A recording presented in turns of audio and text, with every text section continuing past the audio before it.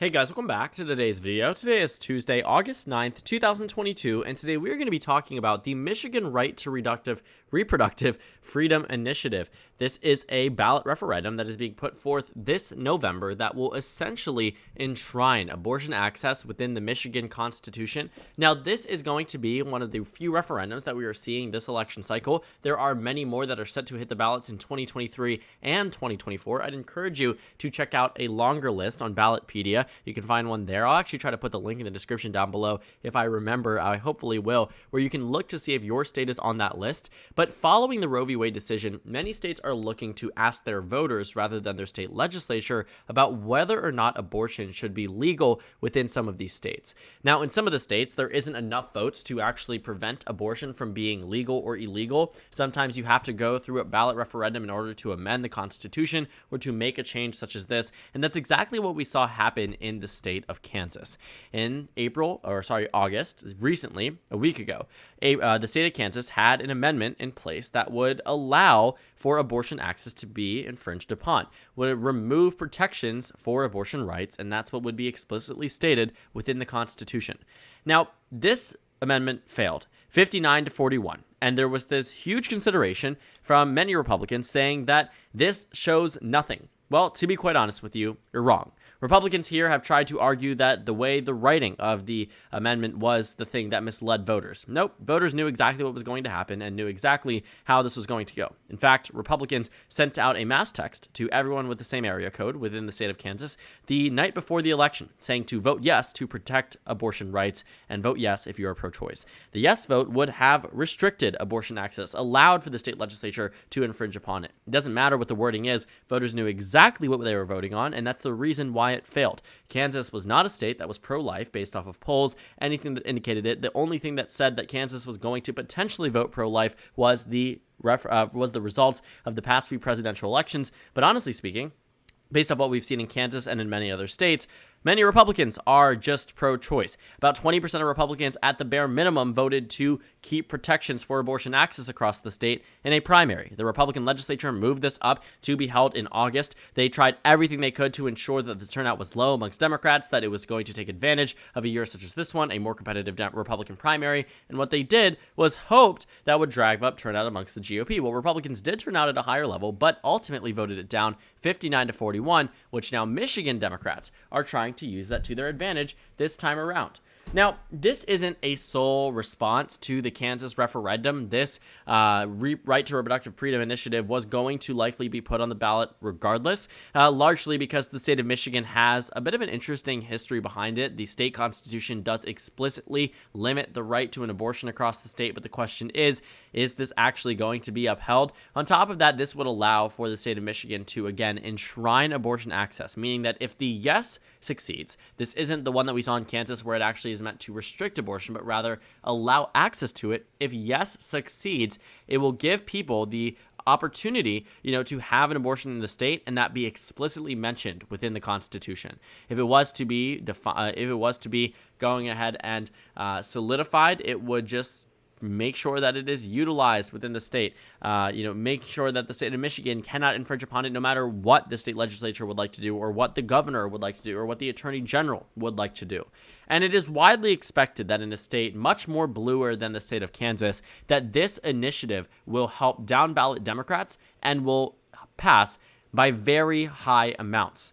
The state of Michigan already is in a point of disarray for the Michigan Republican Party. Currently speaking, in the governor's race, the Republican nominee for governor has about a 5% chance at victory. In 2018, you would argue that's a very similar chance to what Bill Schuette, the incumbent attorney general at the time, had at his chance at victory. On top of that, the Michigan Attorney General's candidate on the GOP side found that they were being involved with tampering with voting machines. These are things that really push back against a lot of the things that the Republican Party has tried to stand for more recently: election integrity, election security, preventing rig elections.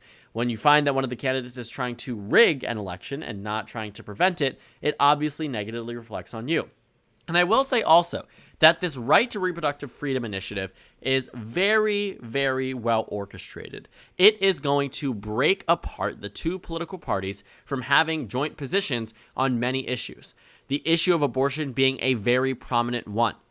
Gretchen Whitmer is the Democrat in the state, and she is vehemently pro-choice. She has been that way their entire time throughout her career and has governed in such a fashion. Obviously, Roe v. Wade has only been overturned as of recent, but based off of her expectations and based off the statements she has already made, Gretchen Whitmer does not seem to be too inclined at any point to ever launch against abortion access in the state of Michigan.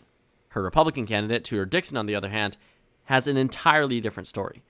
This candidate has gotten a lot of pushback. A new ad actually released in the state based off of a TV interview about a month ago where Tudor Dixon said that a 14-year-old girl who would be raped by her uncle should have to carry the child to term, and how that is perfect evidence for the reason why abortion should be banned in the state.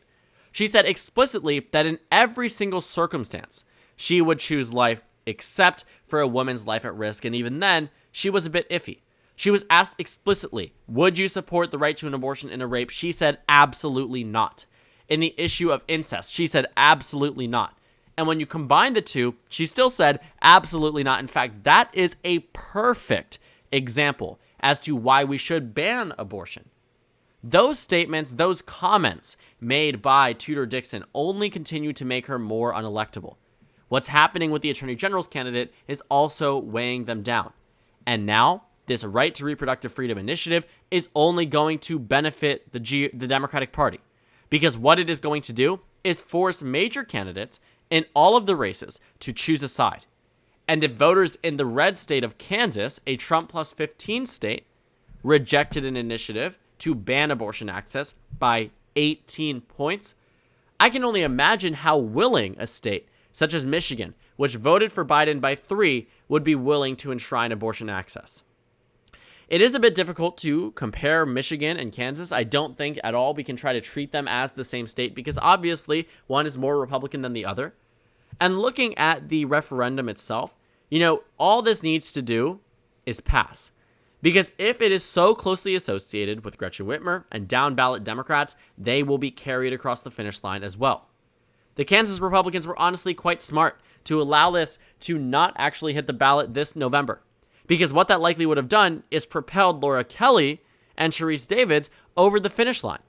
And the reason for that is, again, because voters will associate either side of the aisle with some very, very harsh positions on the issue of abortion. And if they are already on the fence about it, they may be inclined to vote for the other candidate. I don't think the Democrat Laura Kelly in Kansas is going to win by 18. I think that would be completely illogical to think so. But it isn't illogical to think that there is some type of bump through a referendum process such as this one when Democrats did so well. Republicans have been campaigning on the fact that they believe the majority of the nation is on their side, that they believe the majority of the nation is pro-life, despite every single data point for the past 50 years proving them otherwise. Even when Roe v. Wade was put into law, you couldn't find that the majority of Americans were overwhelmingly pro-life. Obviously, the issue of abortion has gotten a lot more positive in terms of people being pro-choice recently for that side of the aisle. But also, looking at the numbers for the past 30 years, the same amount of Americans have been pro-choice and the same amount of Americans have been pro-life, roughly. Give or take 2-3 percentage points. Nothing more than that.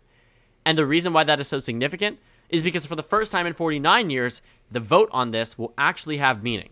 The candidate you elect will actually have the ability to ban abortion. People realize that now, and they are rejecting initiatives that would allow that to happen. This reproductive freedom initiative is very smart by the Democratic Party, whether it was intended or not. I do think that there is something to be said. This was intended because of the Dobbs decision, which is entirely true. But also, a right to reproductive freedom initiative, these types of things have been enacted before. I don't think it would have held as much weight to any extent. This is something that Gretchen Whitmer has been trying to pass for a little bit. But what we have found is that it now matters a lot more. And I think in a state that already is going so poorly for the Republican Party, this is going to really help out the Democratic Party even more than they even need it. Democrats were on track to lose this race a year ago. If you were to ask me, what do I think about the Michigan governor's race following Glenn Youngkin's victory in November of 2021, I would have told you the GOP, I would expect to win it. I would have expected the former Detroit police chief, James Craig, before we found out his campaign cheated with the signatures in order to get on the ballot. Looking at that, understanding that, back then, we were in such a different headspace about how we expected these races to go. because considering the environment that we were in, it made a lot of sense. We are still in that same type of environment. At least, maybe not so much, but still in a similar type of environment. A better year for Republicans than 2020, and certainly better than 2018. But some things are going wrong, and we can find that to be true in many, many cases. And specifically in the state of Michigan, it is more exasperated by the statements and the actions of these Republican candidates, and it's only going to get worse as this right to reproductive freedom initiative is on the ballot this November. Tudor Dixon, as the Republican nominee, has already sent out TV ads, social media ads, separating herself from the referendum, stating that she personally is going to vote no, but that the governor's election should be a question beyond the issue of abortion. Because quite frankly, Tudor Dixon knows this is a losing platform point. Republicans aren't stupid. They know that America isn't pro-life. As much as they would like to believe it, they know in their hearts that the majority of Americans do not side with them on this issue. And the majority of Michiganders certainly do not as well. So when I see the way that Tudor Dixon is practically scrambling to shake these comments that she made in order to win the primary, to move into the general election, still technically taking the position of being pro-life, still being, actually not technically, being vehemently pro-life, but not the same extent of calling, a 14-year-old rape victim in a hypothetical from, her uncle as the perfect example of why you should ban abortion. But what she is trying to do is distance herself. Because if she does distance herself effectively, she could win the governorship. She said, think of the governorship as a question about whether or not you want open schools, whether or not you want less COVID restrictions, you want to save small businesses, you want to fix the dang roads, right? Using Gretchen Whitmer's terminology against her. Those types of statements saying that, you have a question, do you want to continue the Biden era policies? I don't know what the Biden era means. We've only had it for less than 2 years. But, the Biden era policies of inflation. The same talking points that the national GOP is using and trying to win on, while separating herself from a referendum that she realizes is going to harm her. There's a reason why she is saying vote differently in the governor election than how you might vote in the referendum. Because again, Republicans know it isn't a winning strategy point. Kansas should have shocked the GOP, and I'm sure that it did.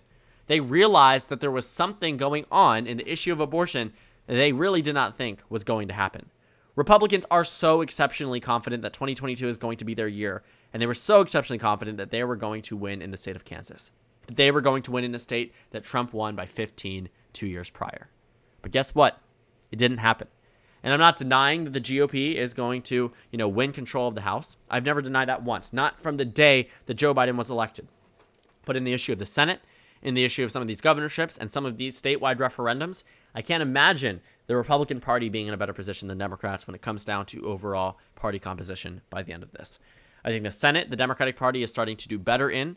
They are starting to expand an already expansive lead over the GOP. And in the issue of some of these governor races, I do believe that this right to, reproductive freedom initiative, this ballot initiative that is being put forth is going to help the Democratic Party in many down ballot races. Because again, it will force Republicans to choose an unpopular position, and that's what's associated with them, especially in a year that matters so, so much. Michigan Republicans are already going through a lot. Not a single betting odd, not a single group believes that Tudor Dixon has a very good shot at victory. I mean, take a look at how it has expanded for the Democratic Party over the past 3 months to the highest point ever on the betting markets. And based off of the chances at victory from practically every forecast, Gretchen Whitmer has an overwhelming shot at winning and an overwhelming shot at benefiting Democrats through this referendum process. We will see what happens. There are many more states, like I said, that are going to put them forth in the future. You'll find them in 2023, New York, Pennsylvania, Washington, 2024, Iowa, Nevada, South Dakota. This November, we should expect to see one in California, Kentucky, Montana, and Vermont. And California, like Michigan, if we actually see it happen, might see a ballot bump for down ballot House Democrats because of this issue. Because there might be a possibility that Democrats and Republicans do have to take a stance on this statewide, locally, congressional-wide, whatever it might be, and thus it ultimately harms the Republican Party's chances of victory because, again, they are taking a position that is so exceptionally unpopular for regular political issues. Typically, you see them split COVID, economy, etc. But on the issue of abortion, America is very lopsided in one way, and if a state such as Kansas rejects a measure such as this one, a state such as Michigan will likely pass it and associate every other Republican, especially those who have made such ludicrous statements on this issue. And I'm saying that because I think it's honestly weird to call it a perfect evidence, if not more than weird, but I don't want to go ahead and continue criticizing the statement. What I think is that it is going to harm the GOP, and I think the Republicans really dropped the ball on some of these, and that the United States Supreme Court decision in Dobbs is going to harm the Republican Party's chances at victory in some of these super important states, and that's what's going to ultimately limit the GOP's chance at a very large majority following 2022 that might actually narrow it up to not even be in the majority in some of these chambers statewide and nationwide.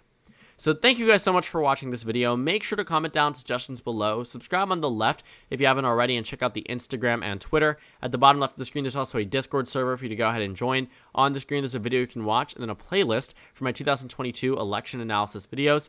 Again, thank you guys so much for watching, and I will see you all tomorrow.